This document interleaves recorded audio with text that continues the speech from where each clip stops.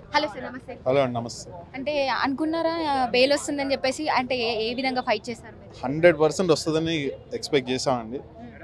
చాలా హ్యాపీ. ఎందుకంటే ఏ విధంగానంటే లాయర్స్ అంతా అడ్వకేట్స్ సపోర్ట్ అండి.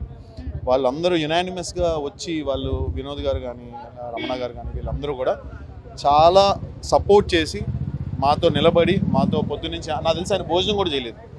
సో అంత ప్రేమిస్తున్నారు బిగ్ బాస్ హౌస్లో.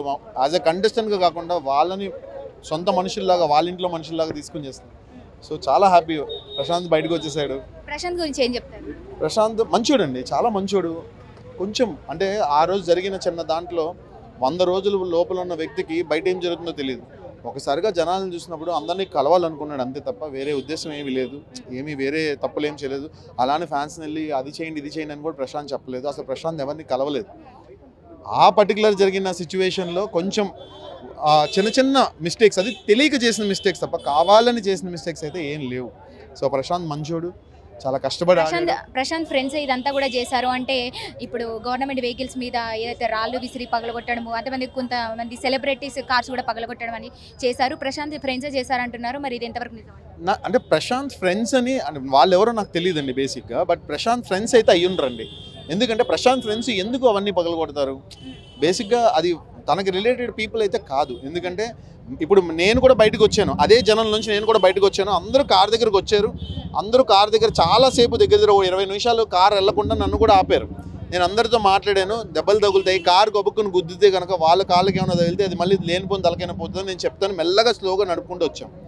అక్కడ సినారియో ఏంటంటే వేరే జనం కూడా చాలామంది కలిసిపోయి గుంపుల గోవిందంలాగా చేశారంటగా మాకైతే అనిపించింది.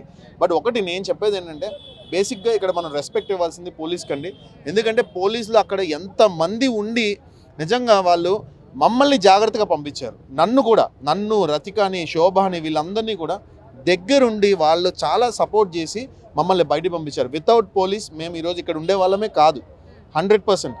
సో వాళ్ళు చెప్పిన కొన్ని రూల్స్ అండ్ రెగ్యులేషన్స్ మనం కొంచెం ఫాలో అవ్వాలి. కాబట్టి అవి తెలియకుండా జరిగిన మిస్టేక్స్ ప్రశాంత్ చేశారు కాబట్టి ఎక్స్క్యూజ్ చేశారు, బెయిల్ ఇచ్చారు. చాలా హ్యాపీ. తమ్ముడు చాలా హ్యాపీరా, లవ్ యూ సో మచ్. నాకు ప్రశాంత్ అని చాలా ఇష్టం. ఎందుకంటే ఒక కామన్ మ్యాన్గా వచ్చాడు. హౌస్లో మేము 100 కొట్టుకుంటాం, 100 తిట్టుకుంటాం, కానీ మేమందరం ఒకటే. కొంతమంది బయట నుంచి బిగ్ బాస్లోనే అంటే మనం ఎలా ఉంటామని చెప్పేసి బిగ్ బాస్లోనే తెలుస్తుంది. ఇట్స్ రియాలిటీ షో కదా, కానీ బిగ్ బాస్ షోలోనే నటించాడు, బయట తన రియాలిటీ చూపించుకున్నాడు అని కొంతమంది అంటున్నారు. మీరు ఎలా స్పందిస్తున్నారు? మీ సమాధానం? నేనేమంటానంటే ప్రశాంత్ తను ఒక పాట పెట్టారు. అంటే బేసిక్గా వైరల్ అయిన కంటెంట్ గురించి మాట్లాడుతున్నాను నేను. బయట వైరల్ అయిన కంటెంట్ ఏంటంటే ఏ బిడ్డ ఇది నా అడ్డ అనే పాటకి తను ఇలా పెట్టి కొంచెం డాన్స్లా చేశాడు.